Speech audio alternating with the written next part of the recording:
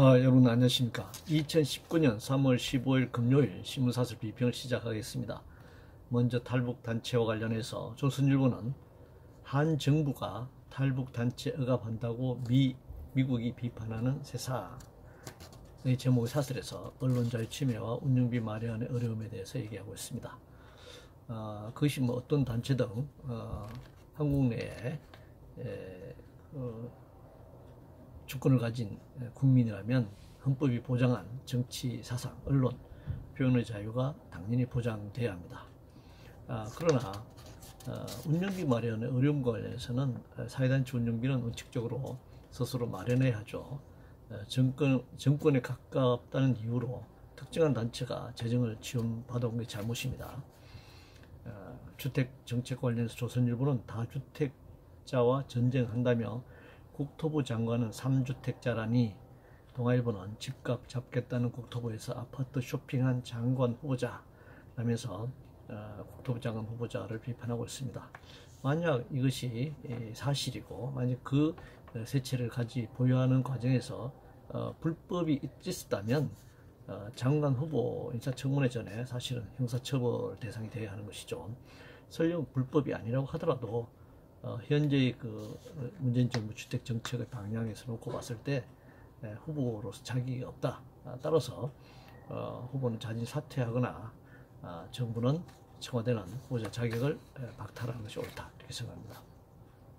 보유세와 관련해서 조선일보는 주택 보유세 대폭 인상, 그 세금은 묻지마 포퓰리즘으로라는 제목의 사설에서 아파트, 빌라 등 공동주택 재산세, 종합부동산세 산정 기준인 공시가격을 평균 5.3% 인상한 것을 비판하고 있습니다. 문화일보는 가격 현실화 내세워 중산층 때린 아파트 보유세 폭탄이다, 이렇게 주장하고 있습니다.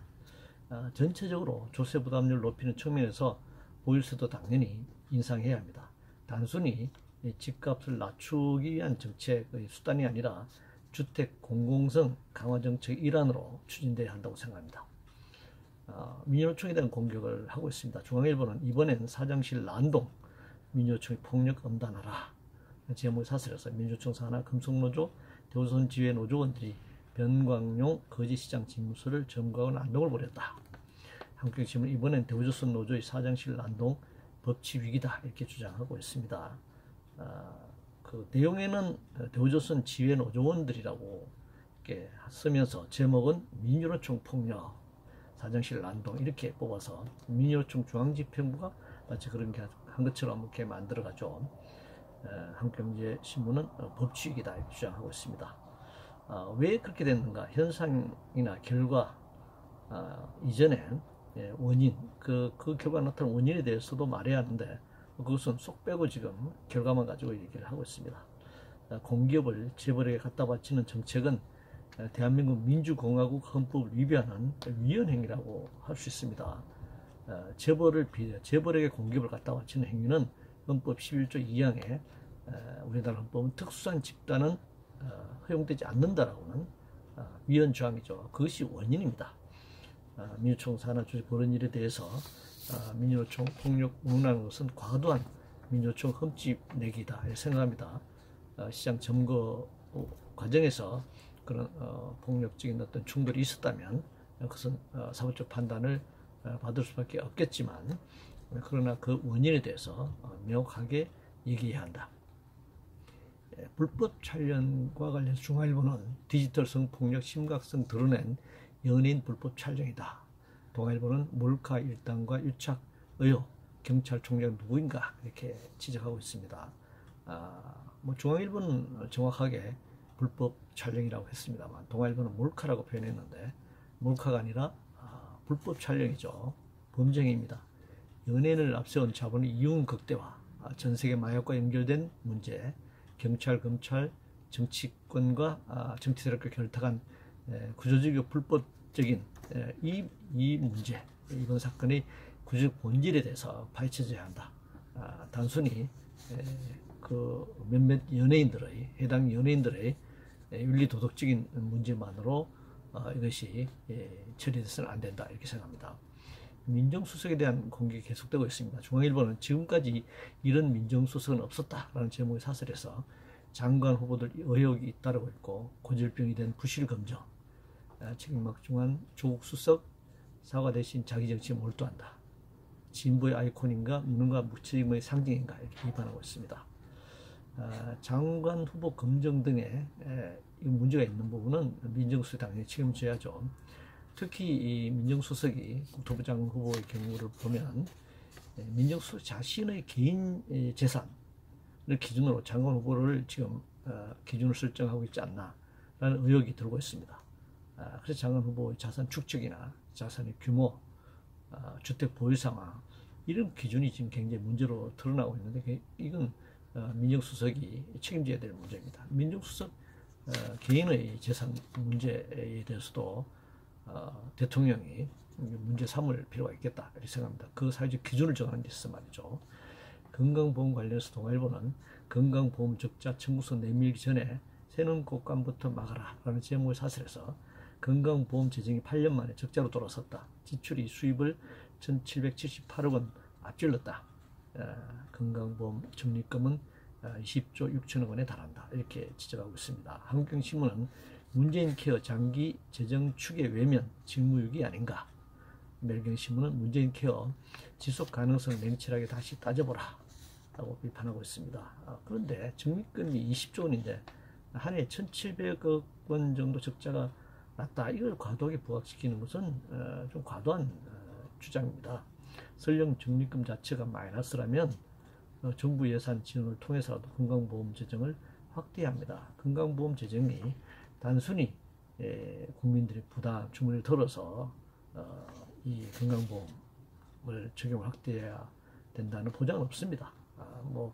영국의 NHS 시스템 같은 경우는 보험료를 따로 걷지 않고 정부 예산으로, 재정으로 다 이렇게 건강보험 예산을 충당하는 제도도 있으니까요.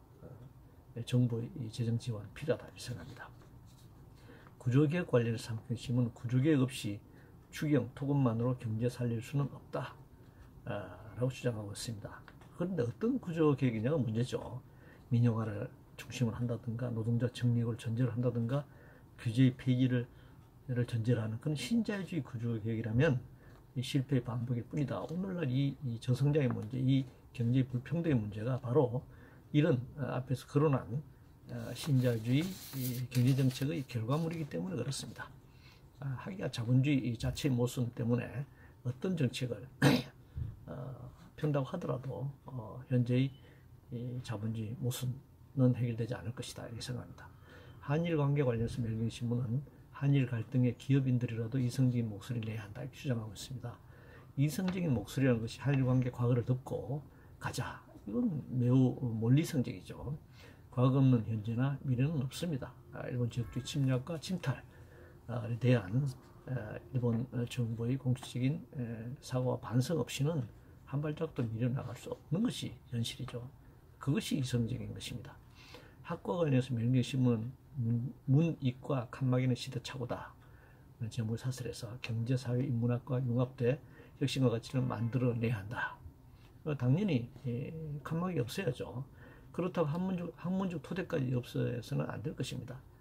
사실 더 큰 문제는 학문이 자본의 이윤을 극대화하는 도구가 되거나 대학에서 배출된 학생 역시 자본주의 생산력을 극대화시키는 규격화된 노동력이 되는 게 그게 문제죠.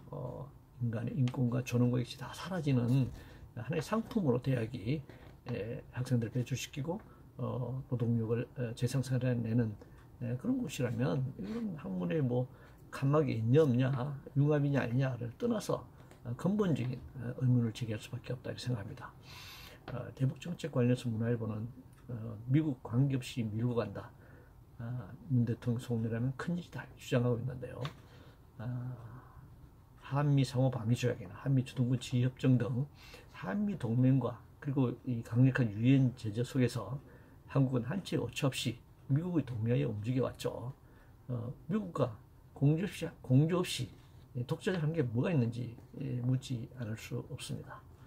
고교 무상교육 관련해서 문화일보는 재원도 없이 앞당긴 고교 무상교육 포퓰리즘 철회해야 한다 주장하고 있는데 OECD 국가 중에서 고교 무상교육 실시하지 않는 유일한 나라라고 알려져 있습니다.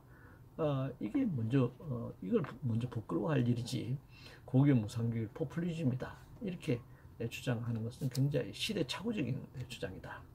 우리 말고 그런 나머지 OECD 국가들 고교 무상교육 실시하는 나라는 다 사회주의 국가란 말입니까? 이렇게 묻지 않을 수 없습니다. 이상으로 2019년 3월 15일 금요일 신문사설 비평을 모두 마치겠습니다.